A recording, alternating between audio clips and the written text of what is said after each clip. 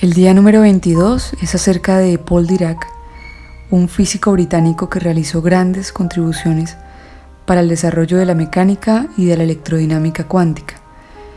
Es un icono cuando se analiza la ciencia a partir de la belleza que se puede obtener por medio de la descripción matemática para la comprensión y el análisis del universo.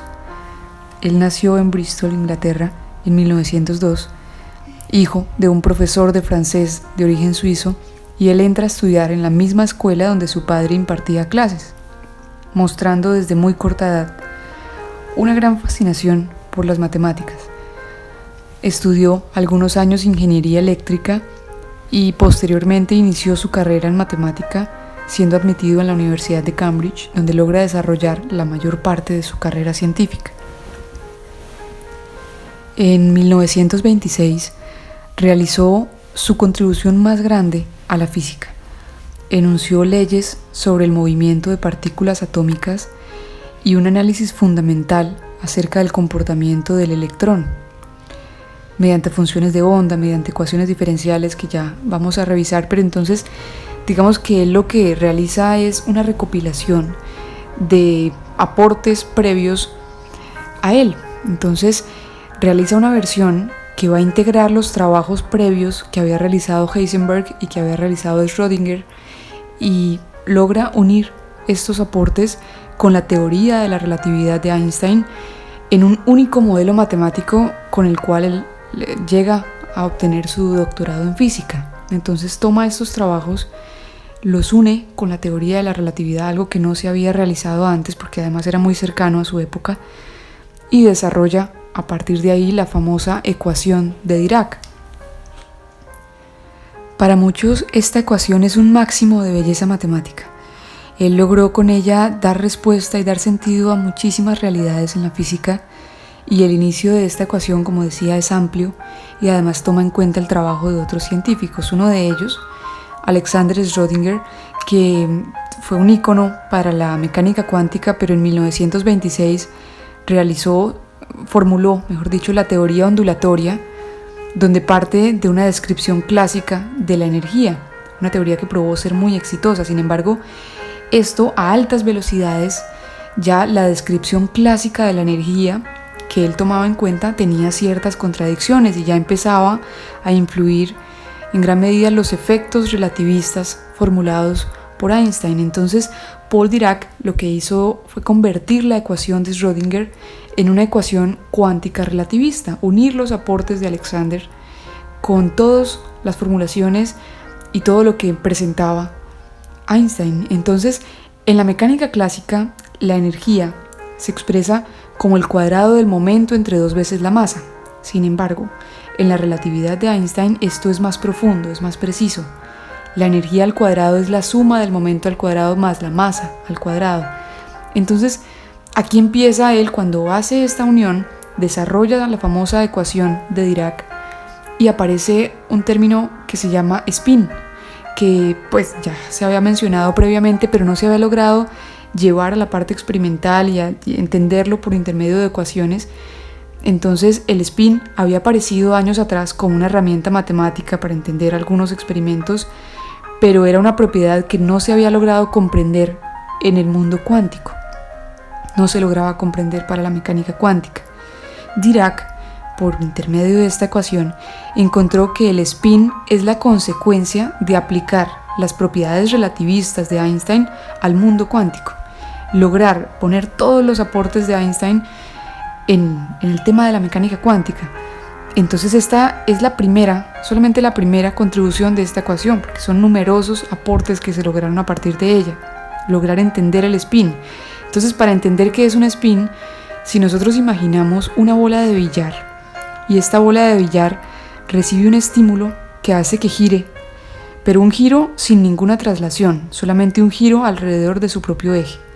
Esta bola de billar puede seguir girando indefinidamente sin cambiar su eje de rotación, y solamente va a cambiarlo o va a parar cuando actúen sobre ella fuerzas externas, por ejemplo como el rozamiento de la superficie. Entonces, si uno le da un golpe a la bola de billar haciendo que rote sobre su propio eje sin trasladarse, De todas formas, ella está rotando encima de una mesa donde existe un rozamiento y eso se comporta como influencias externas que en algún momento van a hacer que la bola empiece a reducir la velocidad de giro hasta que ya para. Pero esta inercia, este intento de conservar el movimiento, la rotación, esta inercia intenta conservar lo que es llamado como momento angular. Esta tendencia a que la bola conserve su rotación se llama momento angular. Entonces, en la ecuación de Dirac, cuando él habla del spin, hace referencia que algunas partículas elementales, como el electrón, tienen un momento angular intrínseco que es de valor fijo, que no depende de las fuerzas externas como en el ejemplo de la bola del billar. Entonces, algunas partículas elementales no se comportan como esta bola del billar y ese momento angular, es decir, esta tendencia a la rotación indefinida, tiene un valor fijo, completamente intrínseco, independiente de lo que está en su parte externa. Entonces Dirac, sin buscarlo, logró una explicación natural de la existencia del spin y logró definirlo como un momento angular que pueden tener las partículas sin asociarse a ningún tipo de movimiento o influencia externa, como un valor fijo intrínseco. Entonces, además de esto, él encontró que la ecuación tenía dos posibles soluciones. Inicialmente la ecuación la utilizó para poder explicar y detallar los electrones, el comportamiento del electrón. Encontró la existencia de partículas con una carga opuesta. Entonces, analizando el electrón, encontrando que el electrón tiene una carga negativa, también podían aparecer otras partículas con una carga completamente antagónica, lo que él llamó antipartículas. Entonces, cuando él encuentra una energía negativa para el electrón, él puede predecir a partir de esto la existencia de partículas cargadas positivamente, lo que años más tarde fue verificado cuando se descubre el positrón. El positrón es una partícula que tiene una carga opuesta a la del electrón, es una partícula con carga positiva, el electrón es una partícula con carga negativa.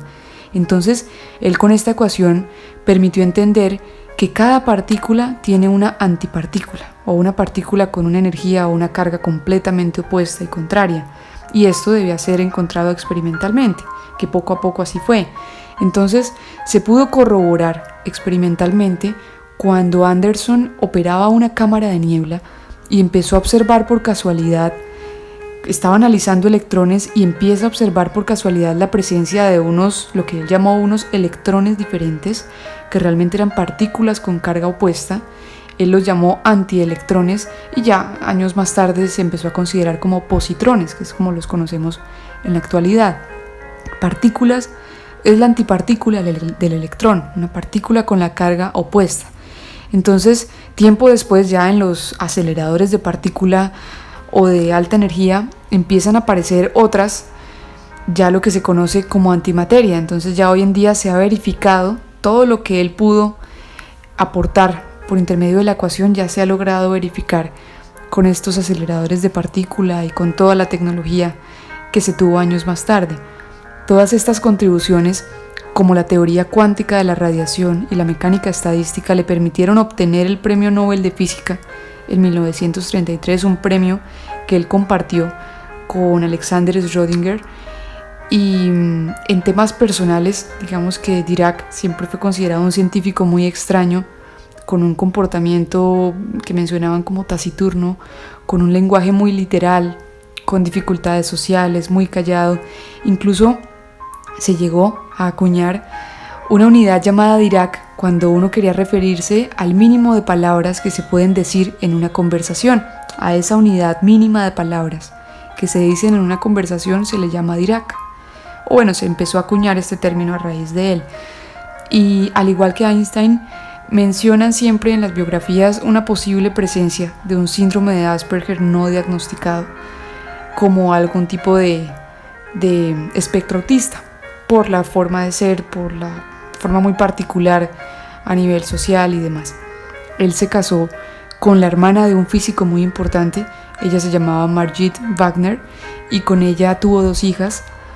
Sostuvo todo el tiempo posiciones políticas que en su momento eran consideradas de izquierda, visitó en varias oportunidades la Unión Soviética, sin embargo no quiso nunca ser parte directa para el desarrollo de la energía nuclear y la ingeniería, para el enriquecimiento del uranio, lo que ya tuvo gran relevancia para la guerra mundial, para el desarrollo de la bomba atómica y demás. Sin embargo, a los científicos en la época se les obligaba de cierta forma a realizar aportes constantes a su país en temas de la guerra. Entonces, indirectamente ellos tenían que realizar aportes a cosas que en general llevaron a consecuencias muy negativas a nivel mundial. Dirac realizó el primer planteamiento exitoso de una mecánica cuántica relativista. Él es el primero que logra involucrar en la mecánica cuántica todos los conceptos relativistas de Einstein. Fundó la teoría cuántica de campos mediante lo que llamó la ecuación de Dirac. Muy importante, ya mencionamos todas las cosas que se lograron a partir de esta ecuación. Lo más importante es que predijo la existencia de la antimateria. Fue el primero en formular la electrodinámica cuántica, fue uno de los fundadores de la mecánica cuántica, de hecho. Llegó a ser docente de Cambridge, de la Universidad de Florida, allí es donde pasa los últimos años de vida, en Florida. Escribió algunos libros sobre la mecánica cuántica con la mayoría de sus aportes. Sostuvo una postura muy, una postura atea a lo largo de su vida.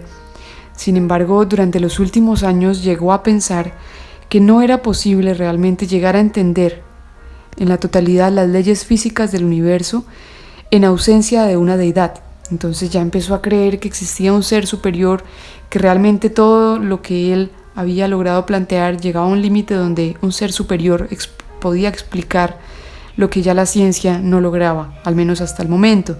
De hecho, uno de sus textos menciona lo siguiente: parece que uno de los rasgos fundamentales es que las leyes físicas se describen en términos matemáticos con una gran belleza y poder. Para él, la belleza matemática que existe en las leyes físicas es fundamental. Y luego reconoce la grandeza de esta deidad diciendo: es posible imaginar que Dios es un matemático de un orden muy elevado y que logró usar las matemáticas avanzadas para la construcción del universo. Y con esto finalizamos el día número 22 acerca de Paul Dirac, un físico fundamental para la mecánica cuántica como la conocemos en la actualidad.